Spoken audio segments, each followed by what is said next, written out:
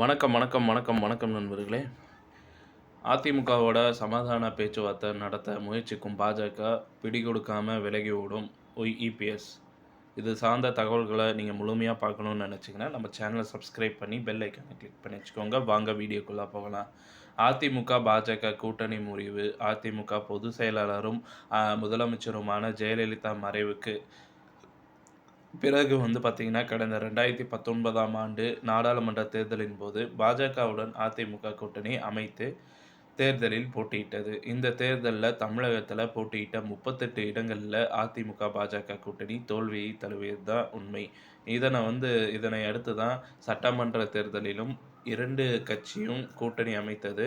அப்போது 76 இடங்கள மட்டுமே பார்த்தீங்கன்னா, கைப்பற்றிய அதிமுக கூட்டணி தேர்தல்ல தோல்வி அடைந்து ஆட்சி அதிகாரத்தை இழந்துச்சு. அதுக்கப்புறம் ஏசியாநெட் தமிழ் செய்திகளில் பார்த்தீங்கன்னா, சில பல தகவல்கள் எல்லாமே பார்த்தீங்கன்னா வெளியாயிடுச்சு. அதனைத் தொடர்ந்து பார்த்தீங்கன்னா, அண்ணாமலைக்கு எதிர்ப்பு, அதாவது இதனை அடுத்து தான் பார்த்தீங்கன்னா, தமிழக அரசியலில் களம் சூடு பிடிக்கத் தொடங்கியது. தமிழகத்தில் திமுக ஆட்சி அமைந்த நிலையில் தாங்களாக தான் எதிர்க்கட்சி என பாஜக தொடர்ந்து கூறி வந்துச்சு. இது அதிமுகவினர் மத்தியில் எதிர்ப்பையும் கோபத்தையும் அதிகரித்தது. மேலும் 2026ஆம் ஆண்டு சட்டமன்ற தேர்தலில் வெற்றி பெற்று பாஜக ஆட்சி அமைக்கும் அப்படின்ற மாதிரி சொல்லிட்டு வந்தாங்க. இதனால் பாஜக, அதிமுக இடையிலான மோதல் அதிகரிக்க தொடங்கியது.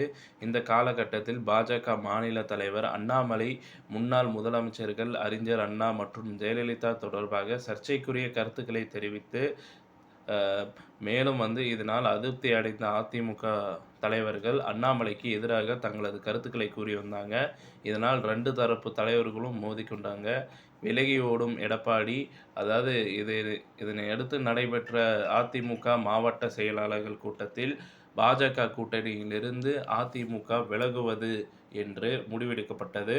அதிமுக எடுத்த இந்த முடிவு பாஜகவினரை பார்த்தீங்கன்னா அதிர்ச்சியில் ஆழ்த்தியது அப்படின்றது தான் உண்மையான நிலவரம். மேலும் சமாதான பேச்சுவார்த்தை நடத்த பாஜக தலைமை திட்டமிட்டிருக்கிறதாகவும் தகவலானது வெளியாகியிருக்கு. தமிழக பாஜக தலைவர் அண்ணாமலையை மாற்றவும் தயார் என்று முடிவுக்கு வந்தது. ஆனால் இதில் எந்தவித சமரச பேச்சுக்கும் அதிமுக இடம் கொடுக்கவில்லை என கூறப்படுகிறது. எடப்பாடி பழனிசாமியை தொடர்ந்து பாஜக தேசிய தலைவர்கள் பலமுறை முயன்றும் அந்த அழைப்புகளை நிராகரித்து வருவதால் அடுத்த கட்டமாக என்ன செய்வது என தெரியாமல் பாஜக குழப்பத்தில் இருப்பதாக பார்த்தீங்கன்னா சொல்லப்படுது.